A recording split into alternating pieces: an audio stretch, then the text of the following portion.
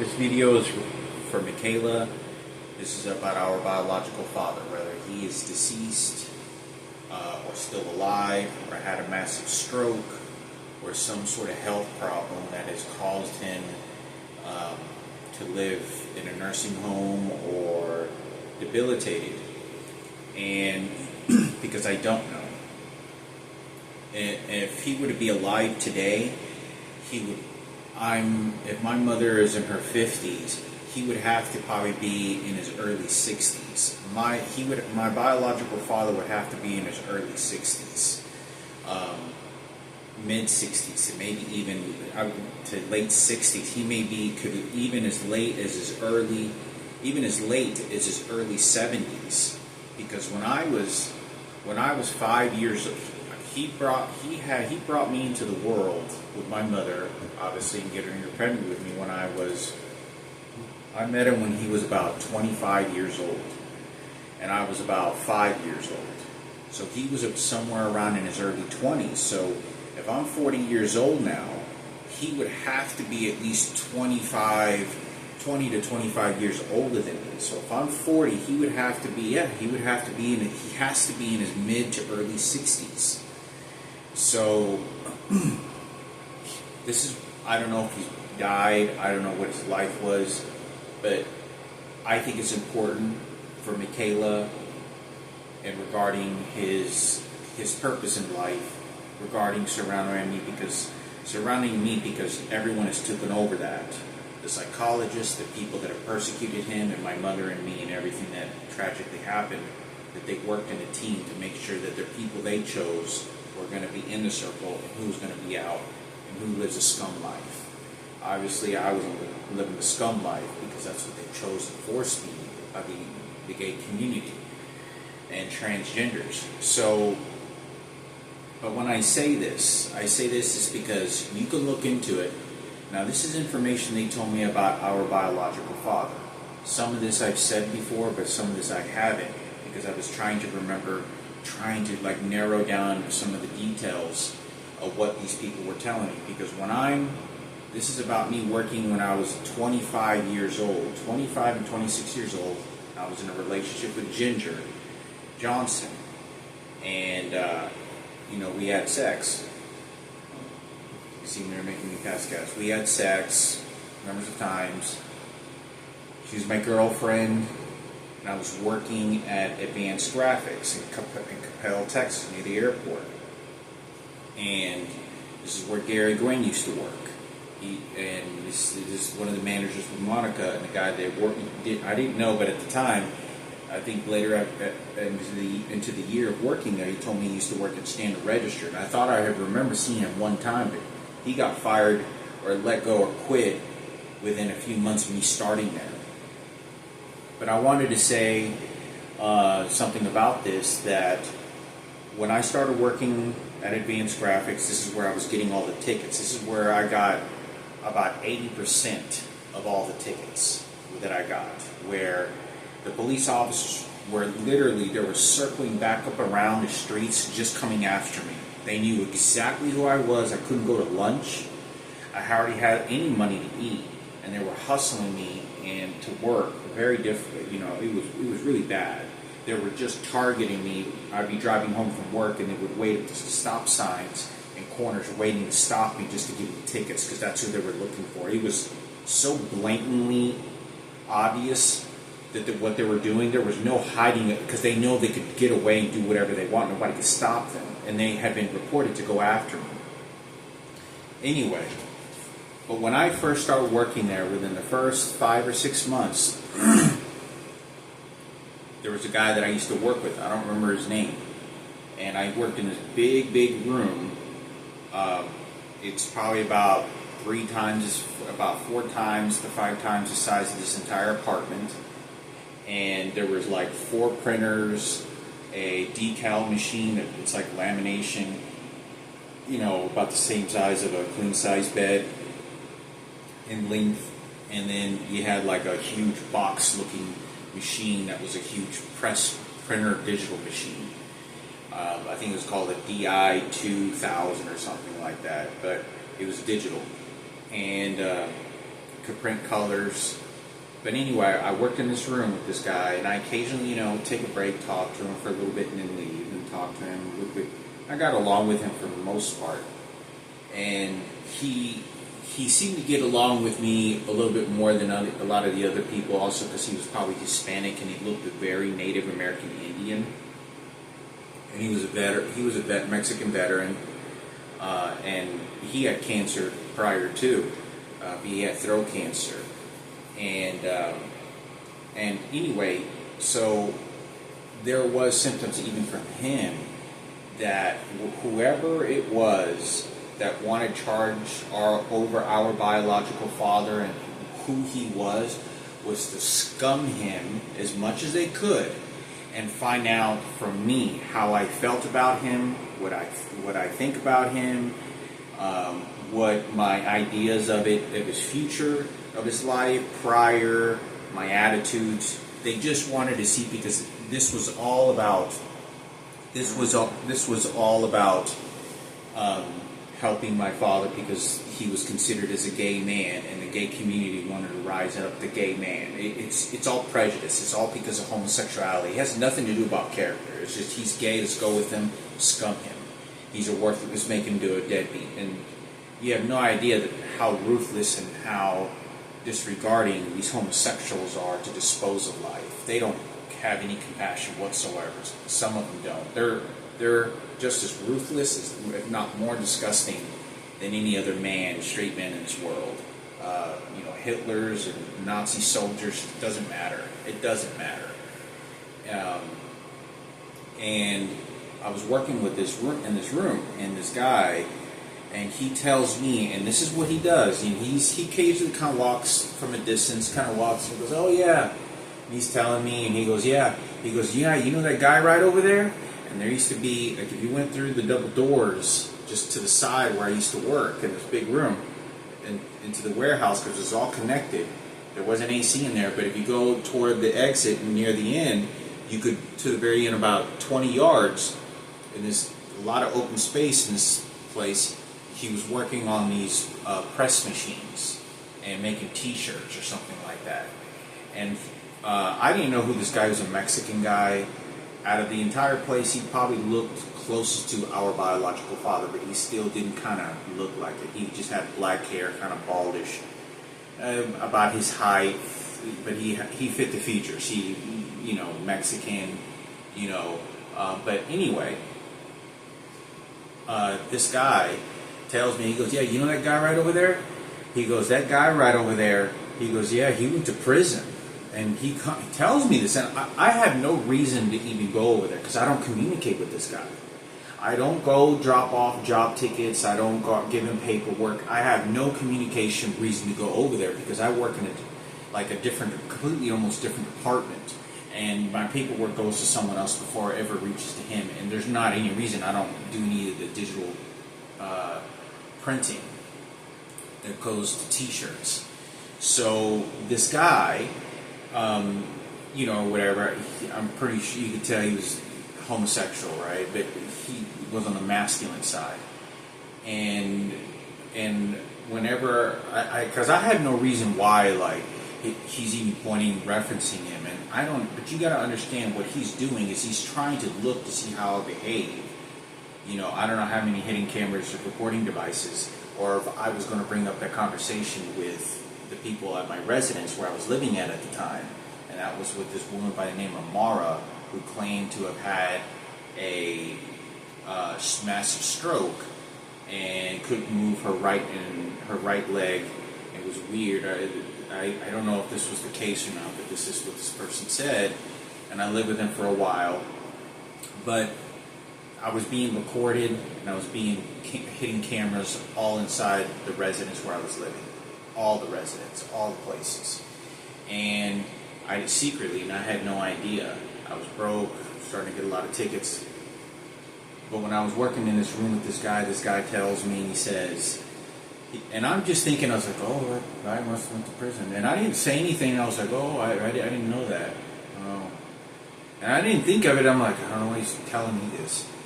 And so occasionally, a couple days go by, and he goes, hey, you know that guy right over there? And he gets closer to me, to make conversation, during, not our break period, but while the machines are running, we're just kind of waiting for it to, stop for a second. We'll load paper and we get 10 minutes of maybe chat. And we're chatting, and he says, hey, you know that guy over there? He goes, that guy was homeless. He goes, yeah. He goes, I think he said he was living in his car or something like this. He said that guy was homeless. This guy was homeless for a period of time. He goes, yeah, that guy over there, he used to work over here at this company. He goes, but Mike Standish, he says that he worked here for a while, and he says he gave him his job back. He left for a little while, and then he came back to get his job back. But remember I told you, I don't know if y'all know that, for whoever it is, I had made a video about this, that my biological father could have shown up when I was at this apartment, and I don't know if that was him or not. And I think it was. And I have reason to believe they were shooting electronic devices at him.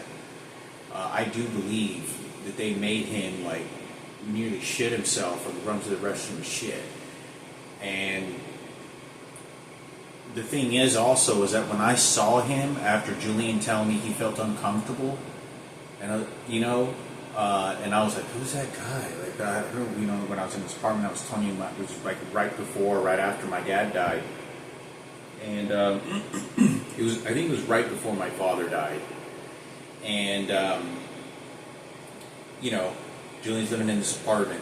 But anyway, before I get into that, I wanted to say, McKayla, this is what I know about our biological father from this conversation. And I don't know at this time. I pick up this little information because everyone thinks I know that this guy's my biological father. And, that Raymond Palomo isn't my biological father, and this guy named Hector was never right. I didn't know this, but they think I know this, and I don't. I absolutely 100% faithfully believe that. There's no reason for me to think other than that. So this is what I understand. Now, you can look up and you can ask your questions. You can look this information up. Is that our biological father, Hector, was homeless for a good period of time. 6 months, maybe even up to no more than a year. And went to prison.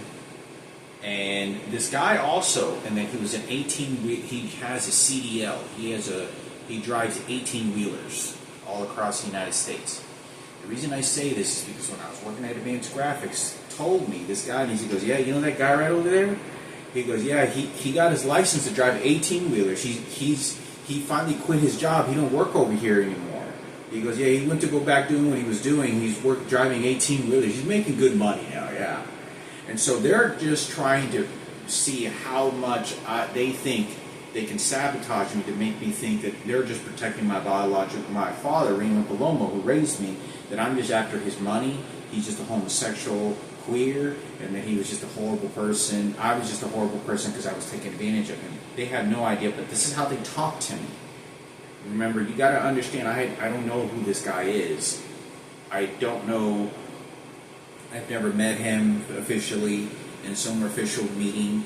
Nothing like that. I just know that these people were always on to me about this guy because they were always the same way Sarah and Kenneth was, especially Kenneth at the radio station, that I was just after my dad's money because this guy showed up and he was trying to recover me from all the years of, and I talked about this several times of how my mother I got into the car and my mother's identical twin turned on this guy, and I was in the car and he was inside the house, and my mother's twin looked at him and was like, oh, like, you think you gonna fuck with this, huh? You think you want to mess with him? Take you down, you piece of shit. If she's willing to do this to me, what do you think she's willing to do that to him? If this twin is willing to do that, and I don't necessarily believe that it's her fault, but some of it, there are situations like that I do, because there was no reason for her to act like that. But I don't know how many cameras, I don't know how many were in the car, I don't know who was actually telling her, right? Because there was someone that was telling her. They were telling her to hate my biological father and bash me, whatever. Doesn't change the fact that they were probably going to do that to him. And I'm so clueless to find out who actually told him, that I was at this apartment. Because he knew who I was. He walked by the room just to look at me for a moment. He knew who I was. I was just laying on the floor. He knew who I was. And I just looked at him like who's this guy? Because the guy's pretty big. I'm like, not big, but enough of a human body size that could put a potential threat. And but like I said, he just looked at me and glanced and just kind of went about his business into the room, talking to this other woman for several hours or something like that, which was Oscar's mother, Julian's best friend, his mom, who he was living with. And there was 2 little girls. I talked about this. The mechanic guy there showed up and all this other stuff. So I think it's important for me to say this because this is what I know. He used to drive 18-wheelers. He was homeless for a period of time, and he went to prison for a number of years. And but you got to understand that Gary Gwynn is also referencing this guy and tells me, don't go over there. He goes, whatever you do, he goes, just don't go over there. And this is what he was telling me. But you got to understand, when he's telling me this, I already know, and there is no reason. This is like months, like 7, 8 months, 4 months, 5 months of me working there, and I already learned my job. I've never gone over there for a reason. I don't even know why he's telling me to go not to go over there, because I have no reason. But you got to understand, they've already made his mind think that, yeah, that's Hector right there. He's a piece of shit. And, they think I'm going to go merge. Like, this is to cut off everything, because my mother's house, the Julian and his identical twin, the twins with my mom, that they discovered, all the things. So I don't know what's going on. I absolutely, completely blind to anything that's going, completely blind. And the persecution that everyone is coming after me with, everyone is, especially Kenneth, because he wants to claim the dead little girl, my biological father being, he's completely harnessing control over everything in my family. The unbelievable hate will surpass anything McKayla is capable of doing or understanding. That level of hate. You have no idea what that persecution, especially someone who had privilege, money, it's just unbelievable hate. But that's what I wanted to say. I don't know, like I said, I don't know if he's alive, how much more longer he's alive, or he's already deceased. But I think it was important for me to say, because in my opinion, I really don't. I'm not sure if I'm ever going to see him again. I don't know if I'm ever going to know this guy again. Get to talk to him or anything. But I just know that it's been prevented, intentionally sabotaged for the support of Sarah, Ken, and Kenneth and that family. The psychologist did this on purpose. And they're basically splitting up who gets what and who gets involved for their liking. They don't know anything, because I still remember him crying, saying, "Don't ever forget about me." He should have known that I met Michael Jackson, because it would have affected him his whole life, and he wouldn't have known. Because when he dropped me off at school several times, the teachers ran him off. I'm not kidding you, that they made him get on the phone. They made him get on the phone while he was coming to pick me up for school. It says, "Who are you?" And they wouldn't let him pick me up. And I look exactly like him. In fact, whenever they dropped me off, I remember Miss Hall, he was picking me up, and it was like the first or second day, and he kind of backed off. Like, he was kind of like, that's my son. And he's kind of backs off a little bit. I remember he's in his shorts. Looked like he may have came off work, or he was doing something else. And, I remember him, saying that. And the teacher kind of goes like this behind me, like, "Oh, okay, here." And she gets an attitude toward him. Now, I don't know if she was a lesbian. I don't know if she was a transgender. I don't think she was transgender, maybe a lesbian. But I think it's important to say, that guy was not welcomed by the teachers. He wasn't being treated very, very politely. So I talk about this because I've talked about most of these details. I don't know who this guy is, but I don't think in my lifetime I'm ever going to see him again while I'm alive, or he was alive. I hope I do, because the only fear that I would say that I don't is because the threats becoming so viciously and so many things have been happening regarding over the phone calls that I'm making over Amazon, PayPal, eBay, customer service agents on different, and they're tapping my phone. They're all talking mad hate about my life. They're wishing me death. So many horrific things that it takes me thousands of days of videos of just make to talk about the hate and what they're doing and putting together. But I think it's important, like I said, as far as my biological father is, when I think I've said this in this video before, when I first went in this room and I didn't know what to tell him that there was another guy that showed up. I said there was a guy that showed up, and I talked about he was asking for his money, and he was like, I thought he was going to have a knife or something or a weapon. He said he was going to rape these little girls. And I didn't tell him, like, I was about to say that, but I saw that guy there, and I didn't know if that was my biological father, but it looked like a lot like me. But there was no reuniting of anything when he looked at me. He just kind of looked at me and just kind of going about his business. But I think it's important for me to say this because, McKayla, you want to know, you would have to have had all the little girls desirably want their father. There's a huge mirror, a huge reflection that when real men who have babies, let alone a beautiful little girl like McKayla, there's a huge reflection and desire to be close to their father. Now, I don't know, my biological father tried touching her. He obviously had sex with my mother when my mother was probably like 14 years old, So I think it's important because who's to say that he's not Miguel, like in a different way, and he tried touching McKayla and molesting her. I don't know. So, but I don't think he did. That's not to say that, oh, guess what? Remember what happened to Frankie? So I think it's important for McKayla to know this. You do your research, what your opinions is. But I do know that that's what I know, that when I was in that apartment as well, is that this guy, the second time that I went in his room to ask Oscar's mom, and I was always standing by the door because I didn't want to go in close to this guy, he would get me closer inside the room.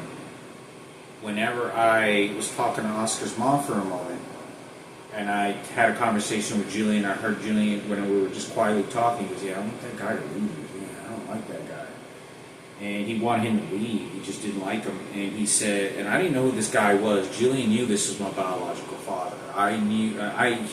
He did not have a conversation. He was trying to pull a fast one on me. That's what he was doing. I know I hate to say this, but he was. And I don't really necessarily hate him because he's a kid. And he does look out for himself. He's living in an apartment by himself. So, but when the second time I went in there, and after Julian, I think there was a recording device or someone came after him because he looked scared. He looked scared. When I walked into that room and I looked, he looked at me and he looked scared. He looked like somebody had sat him down, like, I tell you what you're going to do. Like, it looked like somebody had scared him. It didn't look like he was confident. Like when I first saw him. When I first saw him, he looked confident. But when I opened the door and I said a few words, he looked scared. He looked like somebody had scared him. Like, you what we tell you to do, or you're going to go back, we're going to put you in your ass. So that's, McKayla, I think it's important for you to know this. You see how they make me pass gas all the time. So I wanted to make that video about that. I hope this helps. That, he's being referenced at my job site. And they were making Mike Standish a glorified that guy because they're always like, yeah, that guy over there, Ken Cooper, Mike Standish? Yeah, he gave his job back. And so this guy, when I worked on it, there was probably at least 6 or 7 conversations about it. And he always talked shit about this guy. He always scummed him like this guy had very little value of life. And I felt uncomfortable about it because I was like, you feel bad for the guy, or at least I do, but I don't even know this guy. Why is it to you that this guy, like, this guy that I work with in his room gives an attitude about this guy, and I don't really know who this guy is. I never had a conversation with him, never gave him nothing. I went, I think, one time to give him a job ticket just to hand him some work that somehow ended up with me, and that was it. That was it. And I never had conversations with this guy. But this guy was always like, yeah, that guy went to prison. He goes, that guy isn't any good. And he'd throw his hands like that. Like he said, you know that guy right there? He goes, that guy, he don't like working. He don't like doing nothing. I mean, he would always like scum him. And Gary Gwynn would kind of go along a little bit with that, a little bit. But you have to understand that they're all thinking, and several other people, including Monica at times, is going to me and saying, yeah, go get that guy his job ticket. Don't ever go over there. You have no reason to go over there. I was like, okay. It's like, I don't have any reason to go over there, right? He goes, no. I was like, okay, that's fine. But they think that they're trying to see my relation to what this guy is and how I feel, but imprison this guy and imprison me to then separate me from my mother because they know that this guy may want to come in contact with me in the situation. So I think it's important that, because this guy ended up, I think he ended up quitting again, and he went to, like I said, driving 18-wheelers. But I thought it was important because the 18-wheelers would occasionally come in and talk to this guy in the room that I worked in. And at first I didn't know who these guys were. About once a week we just go and casually have a conversation and leave. You know, and I talked to this guy in his work environment in this big room. You know, I occasionally talked to him and I said, who are these guys that are walking in? Did they drop off paper or something? He goes, yeah, they drive the 18-wheelers. They come over here and talk to me sometimes. So you got to see how there's Mike Standish and Gary Gwynn are sizing this environment up at Advanced Graphics and Capel.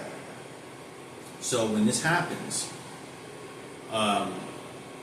McKayla, you have to know about this. This is how they're scaring me to ward off that. Stay away from him. He's a piece of shit. He's just worthless. He was a scumbag. When I get off work, there's an 18-wheeler that's parked that waits for me around the corner. And the reason I know that they're waiting because it's the same people that are walking inside, and they know what time I get off. Because remember, every time I get off work, I know I run the same routine. I know what time I get off, what cars are there, what traffic, what time a lot of the 18-wheelers, I'm very familiar with that. And where the 18-wheelers park is not where they should be at times. You can tell that they're trying to sort of get my attention. And as soon as I drive by them is when they take off. And you could just tell where they're parked, where they're stopping. There's a reference that they're trying to make, that they're in charge. The homosexual, and these people were transgender males. They were female to male transgenders driving 18-wheelers like Butch Dykes or Butch Dyke lesbians. You know, looking real tough and shit, and like crazy. And they would come and talk to this guy in this big room with me. So I think it's important for me to be able to talk about this because I don't know who this guy is, but I think it's important because for many years they were taking it on me and scumming this. And you got to understand, when I took this job ticket to him, he didn't say anything mean to me. And this, I could tell by this guy, he was already being informed, like, okay, you're the guy that's supposed to be playing as Hector. We're going to see how he behaves. Because they've been doing this for a very long time. This is how they took advantage of everything. My dead sister, his dead daughter, and McKayla, whatever the situation could have been. I think it's important for McKayla to know because I think McKayla would care. She's probably someone who had a relationship with him forever, how long it meant to her. So, and as far as I have anything to say with that, I think it's important because it relates to my mother, the house she got, twins that got discovered, and any other people that showed up, and how they could have done bad things to him. He didn't do anything. It was all in the vengeance fight of the homosexuals, and that's all it was. That's all it was. And how the police officers came after me because they didn't want me to say anything about what the rapes that Frankie went through and everything else. So, yeah, you know, I don't think I'll ever come in contact with him while he's alive. At least I don't think, because you know I'll be living here, then I'll be going to be living in Dallas in my apartment, unless I go back living on the streets. So, or just traveling but I thought it was important for me to talk about that this guy is, he looks scared. It looked like somebody had scared him. It looked like somebody had viciously threatened him, and it just wasn't good. It looked like somebody, because I felt a little uncomfortable, and that's the truth. But Julian just kept on saying he wanted that guy to leave. He says he didn't like him. He said, I don't like that guy. He said, normally I talked to him. Yeah, I talked to him for him. I don't like that guy. So I think it's important. McKayla, whatever. I know she's not a part of my life. Whatever your separation is into whatever it is, it's important. I'm 40 years old, and this guy's in his mid-60s. He used to say he's not going to develop cancer or die soon. And if he's already dead, that's probably why there's having my mother go to the cemetery with me to go see my grandma's grave, because I didn't get to visit my grandma. I didn't get to go to my grandma's funeral. And I find that to be one of the most disrespectful things, because I used to visit my grandma a lot. And I knew her she lived in my house. And then she dies, and they don't even tell me until like 3 weeks, 2 to 3 weeks after she's buried. And I think it's, it could be because my biological father may be already dead, and you don't know how the dangers of vengeance, disposing worthless dead bodies, my mother's identical twin may be told to do, and then she may have the desire to also want to do just to protect herself. Because you don't understand how malicious and nasty these people are being, and what they're telling her to do, because they want to clean up their own mess using my mother to ward against me, because that's what they told her to do. And I couldn't express how many people have threatened me all the time over the phone. Every time I call technical service, it's some guy. They're all threatening me, because that's 100% every direction. Is just to get away with what they want, and it just goes the way that they want, and they just do the harm that they want, and then they just keep doing it, and I'm not gonna be able to defend or protect or give any other change into that. It goes the way that they want, and they want to fight. That's exactly how it is. So that's what I have to say about that. That guy has to be in his mid-60s, which is pretty old. You would have to have a full set of gray hair, and depending what his lifestyle, whether he used drugs, say a lot about the situation, but who's to say he'll live another 4 or 5 years, or if he isn't deceased. But I think it's important to give the man some sort of something that, obviously I talked about, Ken Cooper and Sarah Cooper were scumming him unbelievably whenever I went to go visit them right after my dad died with Frankie and Julian. And Kenneth and Chip continued to do it for about 6 months after my dad died, when I went to their house, not knowing anything that was going on. I had no idea what was going on. And they would just kept on scumming him and asking me questions and see how I would talk them, so they needed answers and start making pointing decisions to go after people, and they did. And recover the dead body of this little girl for themselves. And that's exactly what they did. And it was always about threatening with the police. The police was always Kenneth's, the radio station. It was always his personal service. Can't tell you how many times I started toward the end of me going to the Valley View Mall at the radio station. The police officers started to threaten me, and I began to feel that I think this guy. I began to kind of where I started to think that I think Kenneth had the police officers, and the police officers would sort of just keep this at bay because of Sarah and Kenneth as well, and they could do this to me because it was all about the dead little girl, Miranda, whatever her name was, to steal the money, to allow the rapes to go under because they didn't do anything, and my biological father and all these other things. It was just to drown me out and get rid of my life. Who gets a bad life, who gets a worthless life, and make sure it goes to the homosexuals. And they get the last laugh, and they continue to laugh during the ride. So, yeah, like I said, I don't know this guy. I don't think I'll ever get to meet this guy in person, but I will say that, you know, he was scummed really bad, like by a lot of people. I mean, every time I go through the memory lane, you know, at these companies I'm working at, they're scumming him really fucking bad and treasuring the Cooper family. And they have no idea. These people think I know and I don't. That's what's so bad about it, and what makes it even worse, is that they think I know and I don't. And I'm suffering. I'm paying a price, and I don't know why they're doing this. And what right do they have to begin with? They don't understand. It's just about persecution. This is not about any rightful moral acts or any of that. It's very horrific. It's about laughter and scumming or making sure their white hero or their fellow gay member gets the rise, and that's exactly what it is. You know, there isn't anything about that. You know, but I don't think I'll ever meet him in my lifetime. You know, but regardless, I thought it was important for me to say this because, you know, him showing up a few times. You know, once that I saw him, you have to understand what they're doing to me. He may not understand, but what they're doing to me, I'm having to pay for that. And I pay for it with my mother as well, because my mother's twin doesn't have any earthly idea, was no experiences in her life. And it's really bad how the psychologists are having my mother do it. So I think it's important.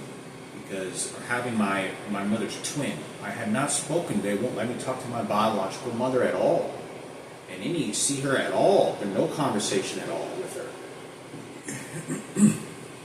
So I'm having to pay a big price, suffering and scumming that. So you don't understand what they're doing to me because of whatever reason, and how they're training these people that even come to my apartment in here. Anyone on this property, they don't care about my life. They don't. I am a worthless dead corpse like Marissa was, Miranda, whatever this little girl. They use it as a shuttle ride for themselves. They don't care about human life, not mine. They only care for themselves and their homosexuals and whatever political movement, whatever gathering for their fellow members and their white supremacy, for their homosexuals. They don't like me. This is not about having conversation, friends, nothing at all. At all, zero. And the training method is to keep anything they say is to poison my head, poison my mind, diffuse me, confuse me. It's nothing to say, Hector, you were right. That is 100% to the point of Jesus Christ dying on the cross himself, is to make sure never have a fickle of hair to say that Hector, no, you're right. You're right, Hector. We philosophers, you know, it's none of that.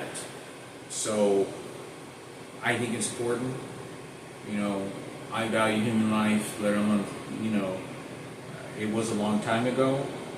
There isn't going to be a repairing. I'm 40 years old, and this guy, Hector, who's my biological father, if he's still alive, there couldn't be ever really a reuniting experience on an ongoing basis. Never. Impossible. Because of his age, my age, and everything that's happened. And the persecutions and hatred and bashing. It's all going to be just take a little bit of that and leave, and oh, look what I did, all this, I paid your Social Security the whole time. That was me working as an 18-wheeler and driving and working. It wasn't them. I just wanted to make up for it and get out of here. And if they train him to do this, because I don't know how smart he is, and I highly doubt that his understanding mentally is going to be at the situation of what these people and professional psychologists and geniuses are doing. That's for sure. So that's what I have to say about that, and I, hope that, hope for the best for the guy. And I just remember seeing he was scared. He was scared, not like at me, because when I looked at him, he kind of looked like he had this kind of like help kind of look on him, like oh my God, like someone put me in my place, oh my God, like kind of look to his face, because he wasn't like, when I first saw him and he came into the apartment, he was confident, like he was confident of himself, like as a man, like he was confident. He didn't have any of that like somebody, it looked like somebody had put him in his place, like scared him, like without a doubt. You know, like dang, somebody came and, threatened me when these gay big boys told me they would rape him or something. I don't know. But that was important because there's no relationship. It's not that I wouldn't want one. You know, 60 years old, I know what it is to be around a 60-year-old man. And to meet someone like that, it's just going to be a recovery coupon for these others. That's all it is. Because there's not going to be any vengeful acts ever. They got away with what they did. He had to let go of me even more once I got raped. I got raped several times. He didn't write postcards. He didn't bring Christmas presents. He didn't tell anyone else of his family members to bring Christmas presents, Thanksgiving cards. He didn't tell any of his family members to bring money. Whatever that situation is, you have people like The Rock that are bashing and talking shit about him, just protecting Kenneth at the radio station for the blacks at 97 on the beat. You have all the celebrities that are homosexuals that are doing this. They're all in the efforts of bashing me. I can never express how many celebrities. These homosexuals are so they run everything. Everyone knows there's been gays that talk about this in comedy shows. That there's too many gays. It's just everybody there. It's just a whole gay. You're just a gay pride. It's a 24-hour gay pride there. There's no straight people there. Very few. And the very few that stay there don't have any power, don't make any decisions. Why? Who are the clothing designers? Who are the makeup artists? Who are the stage designers? They're all gay. There's no straight men that have any talents that are doing this to make women look beautiful in that sort of... None of them. So that's all theirs. Now when you start employing executive producers and directors in movies and music and all this, and the ones that are hitting and hip-hop and all this other stuff, that's all theirs. And then everything with Michael Jackson, guess what? And then they're all... it's just unbelievable the amount of hate, how many people are just bashing. The talk show host, nasty. It's very murderous and very nasty. Heterosexual women have the best opinion. It's the most toxic place. It's very toxic and very nasty there. That's all that's there. That's a really bad place. Even comedy say that they say it's stronger, more powerful than the president. He can't control that. And they control him and the U.S. and the rest of the world with so much of what they do there. There's a lot of comedians I've heard talk about that several times. Dave Chappelle being one that's frequently mentioned that several times, quite a bit of times, and to other big people, famous people like Oprah Winfrey and all these other interviews they talk about it. It's just a horrible place and what's going on there. So thought I would make a video and talk about that. But as far as the biological father situation, the guy's pretty old. He's at least in his early 60s, at least that, because I'm 40. So he would have to be somewhere around 62 to 64 years old. Anywhere from, or mid, because he was like 25 when I met him, or 27 when I met him. So he got my mom pregnant when he was like 21 or 22 years old. So he would have to be about 62 to 63, I'd say in his, early 60s. I don't think he could be to his late 60s, mid 65 to 60 years old. That's really old. A lot of people die, average death expectancy is at 67 years old, I think. That's what Social Security gives to old people, retirement. And those are lucky enough to live past that, go to nursing homes, and can't take care of themselves. But I thought it was important for me to say this because, he is, that's old. That's a really old guy. And, whatever it is, it would never be like, hey, Father, you build something together. I couldn't let I celebrate the same birthday as my father, even if I wanted to, and I wouldn't. But it wouldn't be in any way because they know that they didn't want that relationship to ever build for any reason. You know, like I would visit him because other kids, Kenneth, and how he's attacking me and using the police for it. So whatever happened, it would just be a profitable gain again. But like I said, that's an old man. You know, I don't know how many relationships, how many people ever come across, even on TV shows that put people together like that, missing twins and family members, where you meet your biological father when he's 60 years old, 65 years old. You know, like, and I'm 40. You know, I don't know how many more years I have left. You know, like, what did you ever do for my life? And let alone, he was trained to bash me. He was trained to dispose of me and scum me just crumbs. Because they want to make sure they, oh, look what he did. They want to give him more credit than he really deserved.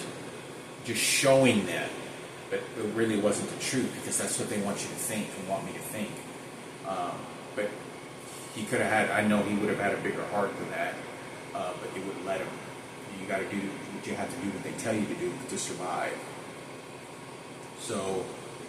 I just know that I thought I'd talk about this for McKayla for an hour, and, you know, I wish I could have met the guy, but, you know, it's really old,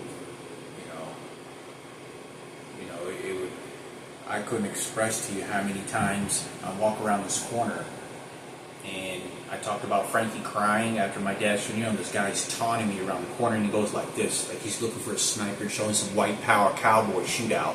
And he goes, and he waits for me, and he goes, like taunting me about my father passing and Frankie crying. So they all want ownership over the dead little girl and Frankie's disability. I think that's George Bush's like the twins or nephews or someone. It's not that, but it's someone in a bashing way. I mean, it's very calculated. These people are very smart. So but I gotta let that go the way that it goes as far as my biological father. I thought I would talk about this from McKayla, because you could have had a wonderful relationship and you maybe did, but I think you were very defensive of him. I could just tell by all the ways that you were talking and behaving around me and giving me a Valentine's Day card, giving them to everyone else. And she was 100% referencing him and defending him as a human being, that he wasn't worthless, just gave you life. She didn't know and got mad at someone else when they found out that I didn't know that. You're scumming her father. That's daddy's little girl, and she's a beautiful girl. But, you know, everybody know what happened to that princess girl and what happened to me and what they did to me.